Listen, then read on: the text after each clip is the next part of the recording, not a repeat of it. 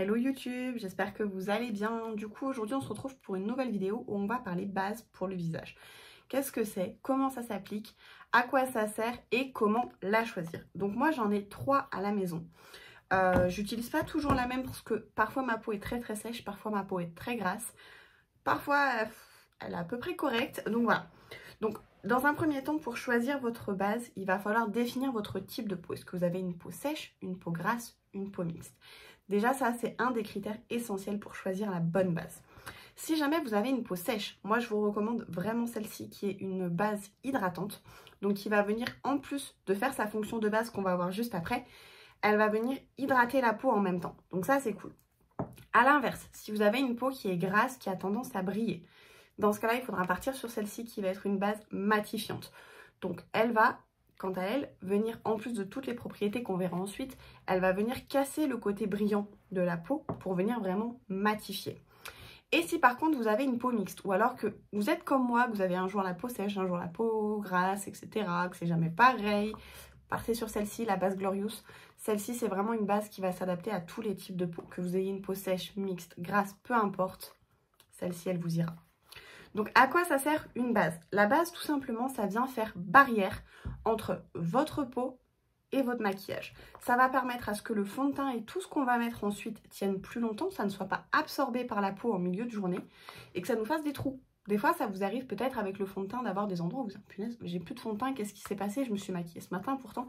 Bah voilà, peut-être que si vous mettiez une base, vous n'auriez plus ce problème-là.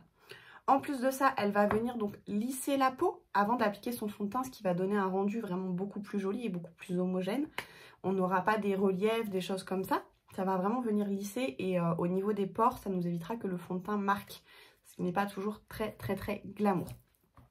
Comment ça s'applique? Tout simplement, donc moi aujourd'hui je vais partir sur celle-ci, la base Glorious.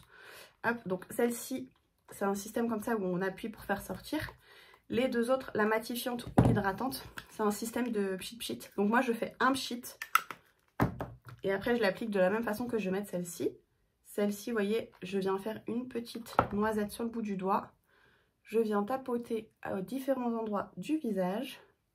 Et ensuite, je viens masser. Toujours de l'intérieur vers l'extérieur. Hop.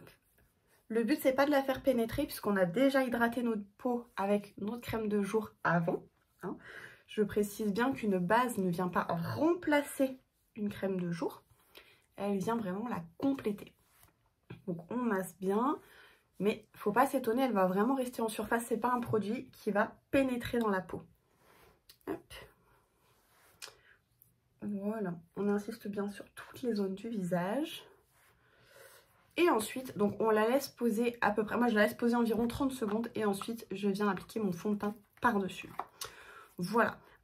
Généralement, moi une base me dure entre 4 et 6 mois, parfois plus, jamais moins de 4 mois par contre. Et c'est quelque chose que j'utilise vraiment tous les jours à chaque maquillage.